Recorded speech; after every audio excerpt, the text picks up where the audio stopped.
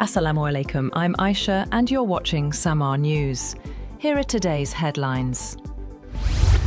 4 soldiers have been martyred and at least 15 civilians injured in a suicide attack that targeted a security forces camp in North Waziristan's Boya area. The military's media wing says the attackers rammed an explosives-laden vehicle into the camp's outer wall after failing to breach security. The ISPR says all 4 attackers belonged to a militant group operating from Afghan territory and were neutralized during the operation.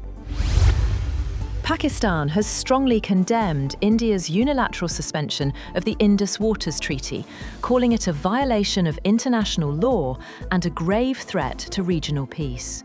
Addressing foreign diplomats in Islamabad, Deputy Prime Minister and Foreign Minister Ishaq Dar warned that India's actions endanger millions of Pakistani lives and livelihoods.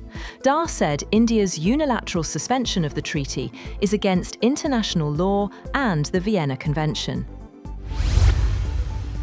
UN Secretary-General Antonio Guterres says the scale of human suffering in Gaza breaks his heart, despite famine being pushed back. Citing a new UN food security report, he said more than 1.6 million people face extreme hunger and malnutrition risks. Guterres warned the situation remains fragile and called for full implementation of the ceasefire, more border crossings, and respect for international law.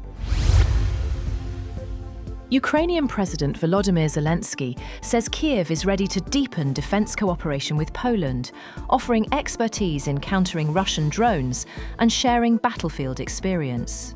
Speaking in Warsaw, along with Polish President Karol Nawrocki, Zelensky said Ukraine knows how to defend against every type of Russian drone and can help protect neighbouring countries, underlining growing regional security cooperation in the face of ongoing Russian threats.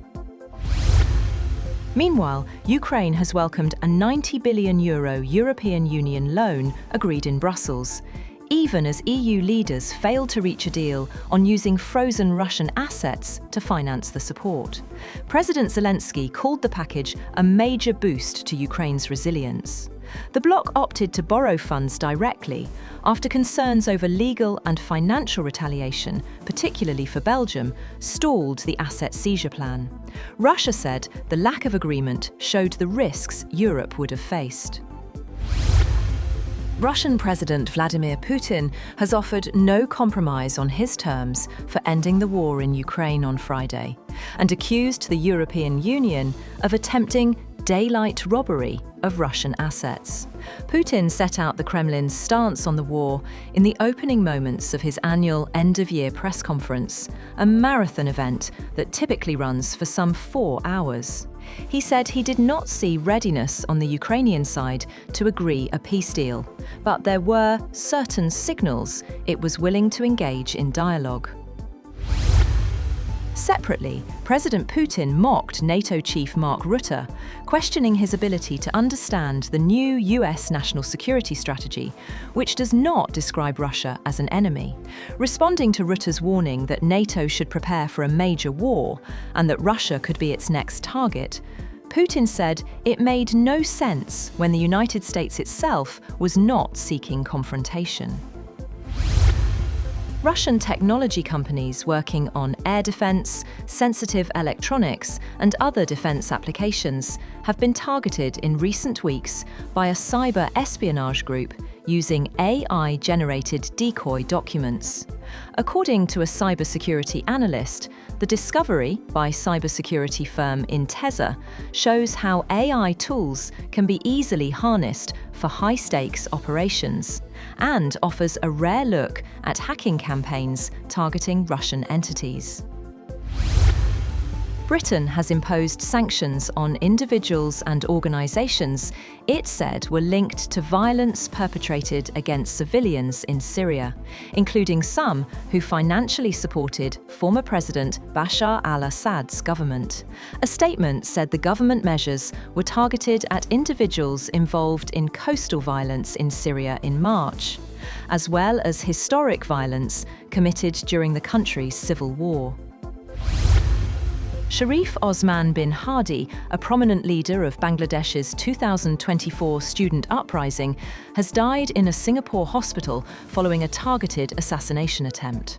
Hadi was considered a potential candidate for the Dhaka 8 constituency in upcoming elections. He was shot in the head on December 12 while travelling in an auto rickshaw in Dhaka by attackers on a motorcycle. He was immediately taken to Dhaka Medical College Hospital, where physicians reported severe brainstem damage. 7 people have been killed in the crash of a Cessna 550 business jet in Statesville, North Carolina, including former NASCAR driver Greg Biffle. The plane crashed at the Statesville Regional Airport in North Carolina. The North Carolina Highway Patrol said it is believed that Biffle and members of his immediate family were among those killed, but because of a severe post-crash fire, a formal confirmation has not been completed. The plane was registered to a company tied to Biffle.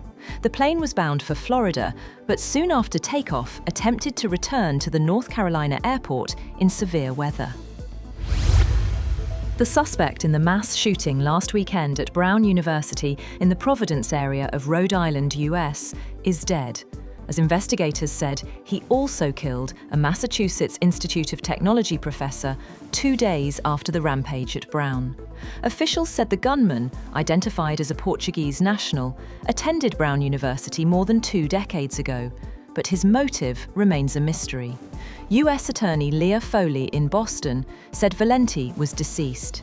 He had been a PhD student in physics who was familiar with the building where the shooting took place, officials said. And artisans in the Mexican town of Acalman are keeping a centuries-old tradition alive, crafting piñatas by hand ahead of the festive season.